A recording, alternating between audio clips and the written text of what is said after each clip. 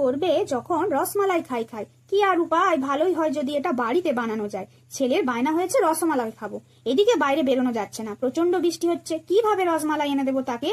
তাই অগত্যা আমি বানালাম। ছেলে আবদার করেছে, বানাতে তো হবেই। তাই প্রথমে 1 লিটার দুধ থেকে ছানাটা কাটিয়ে নিলাম, আর অন্যদিকে 700 গ্রাম দুধ জাল করতে বসিয়ে দিলাম। দুধটা ঠিক যখন ফুটে ওঠা শুরু করবে তখন একটু ফুড কালার দিলাম, জাস্ট কালারের জন্য। আপনারা চাইলে এখানে হলদি পাউডারও দিতে পারেন, সমস্যা নেই। তারপর কিছুটা কাজু বাদাম আর আমন্ড বাদাম কুচি দুধের মধ্যে দিয়ে দিলাম। এরপর চিনিটাও অ্যাড করে দিবেন, যেটা স্বাদের জন্য খুবই ভালো, অবশ্যই এখানে দিতে হবে। আর দুধটা চেষ্টা করবেন খুব যেন ঘন না হয়ে যায়। আর এদিকে যে ছানাটা কাটিয়ে রেখেছেন, গরম গরম মেখে ছানাটার বল বানিয়ে নেবেন। আমি এখানে বল বানাইনি, জাস্ট এরকম গুল দেওয়ার মতো দিয়ে দিয়েছি। একটা বল তুলে দেখাচ্ছি আপনাদের কতটা সফট হয়েছে। ঠিক যখন এরকম হয়ে যাবে, নরম হবে, সব জিনিসটা দেখে বুঝতে পারবেন, তখন একটু এলাচ গুঁড়ো দিয়ে নামিয়ে নেবেন। আমার ছেলে তো এই রসমালাই খেয়ে বেজায় খুশি। আপনারাও বাড়িতে বানিয়ে দেখবেন, প্রত্যেকেই খুশি হয়ে যাবে। এর যা স্বাদ, দোকানের রসমালাই খেতে ভুলে যাবেন।